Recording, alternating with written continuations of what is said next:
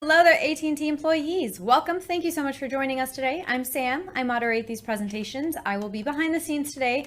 If you have any questions, there is a Q&A box on the screen. Feel free to ask away. It's completely anonymous. I'll be monitoring those questions and I will be fielding them to one of our AT&T advisors to address with you after the presentation has ended, either through phone or email. I apologize in advance. We don't have time to answer them live with you. Today we have Patrick Ray on. He is one of our AT&T focused financial advisors, and he's going to be speaking to you about whether to take the lump sum or the annuity when you decide to leave AT&T. It is a huge decision. There are many, many factors that go into which would be the best option for you. So he will cover all of that with you today.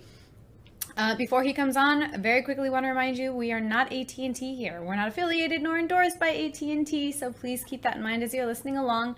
We are a group of financial advisors. Speaking of being financial advisors, we would love for you to book a free 15 or 30-minute consultation with one of our advisors here. We have many that are very, very well versed in all of the AT&T retirement plans, and they would love to speak with you at no obligation to you, of course.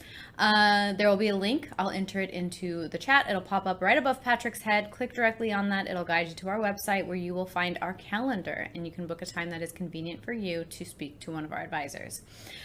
You can also follow us on YouTube, and you can connect with us on LinkedIn if you have a LinkedIn account. We would love to connect with you there. We post a lot of content for AT&T, both active employees who are transitioning into retirement as well as retirees. So we post a lot of content that we think you would find very useful, and we would appreciate your follow and your connection on LinkedIn. So please consider that. And without further ado, we're going to jump right into it now with Patrick Ray. Hello, everyone, and thank you for joining me today. My name is Patrick Ray. I'm one of the senior advisors here with the Retirement Group and Wealth Enhancement. And in a moment, I'm going to cover an agenda to give you an idea on what we'll chat about today. We're going to talk specifics about pension disbursements and some different options that you want to consider when transitioning into retirement. And then we're going to talk a little bit about the planning purpose of what's involved and why you would want to consider a plan itself, on top of why you may want to work with someone from our firm. So, as it turns out, retirement income will have different sources, and depending on where you are in your life stage and retirement stage will dictate how some of these play out to you. Social Security is going to be one of them. Job earnings, because some of you potentially could leave the payroll and still work at another location or another type of environment to create some additional income, maybe to offset some healthcare expenses, among other things, as well as your savings and investments, and then your pension benefits, which we'll talk a little bit about today. So on the agenda from the pension side, we're going to talk about the single life annuity, the joint and survivor annuity. We're going to discuss what a look back period is, and we're going to talk a little bit about interest rates and how they are specifically correlated to your pension, and then the lump sum option. And we'll talk about why you may want to consider that versus the annuity payment. But as far as the annuity payment is concerned, in general, the context of the pension is scheduled and built around having a monthly annuity payment at age 65. Okay, so the benefit is calculated as a monthly single life annuity. And if you weren't eligible as an employee, your legacy plan's merger date, which would dictate the formula of how the legacy ends up playing out and what plan, in fact, will be your highest pension value. If you are an eligible employee after your legacy plan's merger date, then the benefits are based on a multitude of factors, but in general, as a single life annuity under the age 65 monthly annuity benefit. So under the single life side, you have a monthly single life annuity, which is the form of all payments of which are derived, and it pays you a fixed amount per month for the remainder of your retirement lifetime. It's important to note that there is no cost of living adjustment on your single life annuity. So if you get paid $2,000 a month starting on day one, you'll have $2,000 a month payable to you for the rest of your life. Now, if you're married, you're going to have your spouse sign off on a form that's required if you take the single life annuity. But many of you who decide to take the annuity payment will end up with some sort of joint and survivor option, assuming that you are married. And so what happens is upon your death, a percentage of the monthly benefit that you collect while you're alive gets paid to your joint annuitant during his or her lifetime. And the cool thing about how the AT&T pension plan is structured, and it does not apply to many other plans around the country, which is if you take a reduction of your benefit, there's a pop-up provision that protects you in case somehow your spouse, whom you're protecting in the event that you die before they do, if your spouse dies before you do, then you can get a one-time pop-up provision, which allows you to take a death certificate, send it back into Fidelity, and then you'll get a bump up to the single life annuity format of your plan and your payment for the rest of your life. And so, of course, that allows you to be somewhat protected in the untimely event that your spouse dies before you do. And it's unique because it's not a normal course of a pension layout for many companies across the country. And so certainly this is an added value to you as an AT&T member. Now, the lump sum option is certainly a favorable option in many formats or many cases, and it allows you to create some additional liquidity over and above what you've saved in your investments and your 401ks and so forth. And the lump sum payment is an actuarial equivalent of the total annuity payments that you would have otherwise received during your lifetime. And so they calculate this using actuarial forms or factors which are based on your life expectancy, the interest rate environment, and then your annuity start date. And so the key is this is a one-time payment to you in lump sum format, in which then the liability then relies on you to generate income for the rest of your life, and then AT&T owes you nothing in the event that you suffer an untimely death. So there are no death benefits payable under this plan option. Now, in case you're wondering how this works, many of you might have heard, or maybe you know, that the interest rate has an inverse relationship to your lump sum. So when interest rates go up, your lump sum goes down. And conversely, when lump sums or when interest rates go down, your lump sum goes up. And so another way to look at that is this exercise that we put together that allows you to compare your annuity payment that you otherwise would get to your mortgage payment. So hypothetically, let's assume that you're getting a $1,950 monthly annuity payment, which in turn happens to also equate to what you're paying on your mortgage. The difference between these two are under the Bank A option related to your annuity payment. Your annuity payment would be derived under the 4% format, payable for 30 years, which in turn gives you a sum payout over your lifetime of those 30 years of $408,500. In comparison, if you went to another bank to refinance your mortgage, and instead of having a 4% loan, you'd have the same payment, but it would only be a 3% note. What happens is over that 30-year window of time, you end up paying and having a total of $462,500. So in this particular case, you can see that a 1% decrease in interest rates provides over a 10% increase in your lump sum. So again, if you're trying to time the best ideal date to leave the payroll, it would be when the lowest interest rates environment would apply to your option.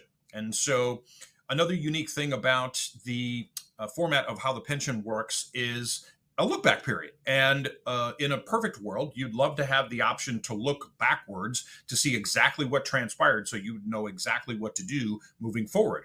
And in fact, the way the pension and interest rates are designed at the company is it allows you an entire tax year to effectively look over how the rates are trending in an effort to make an informed decision on when your best date to leave the payroll would be.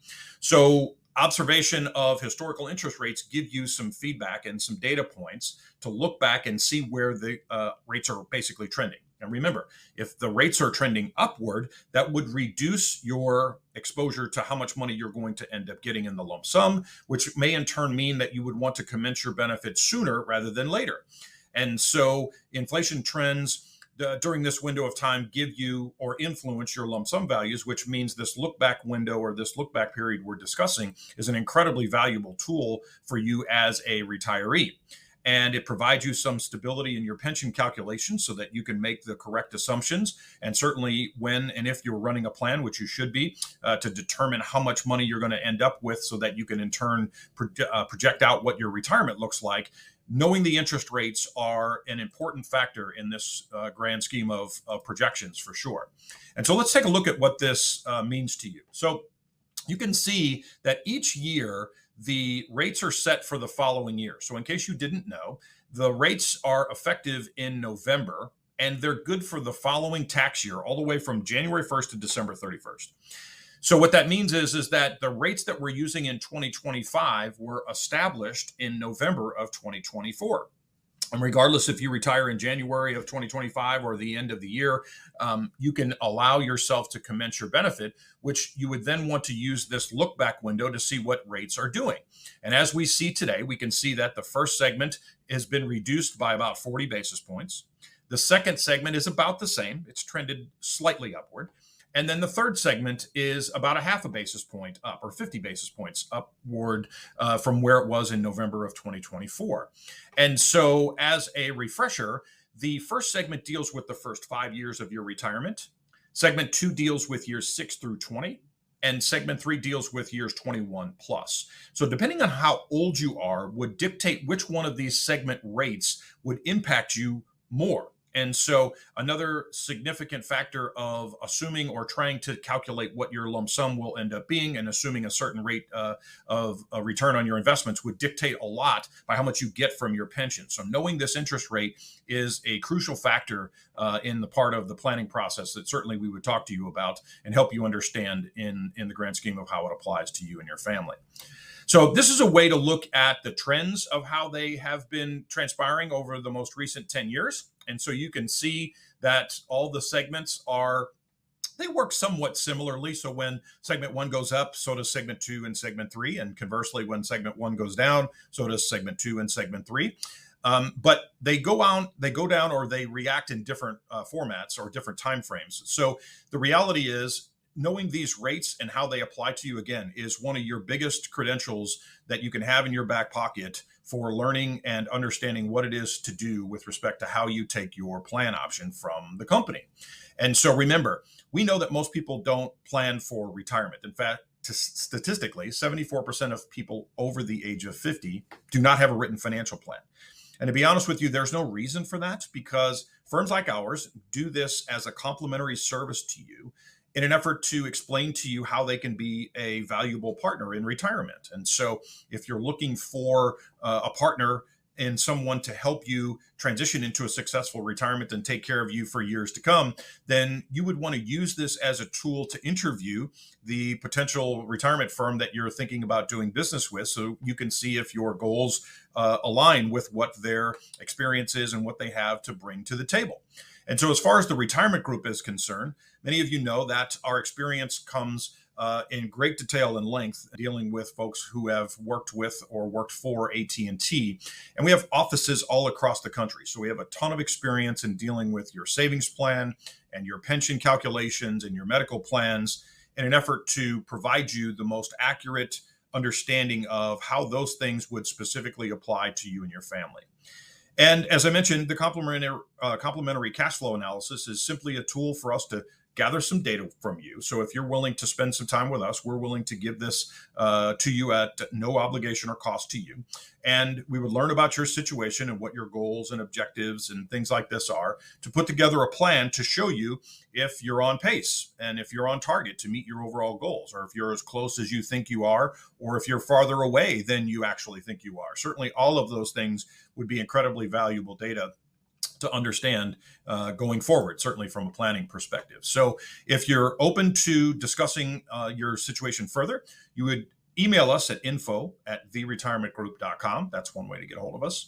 You can also call this 800 number, which is 800-900-5867.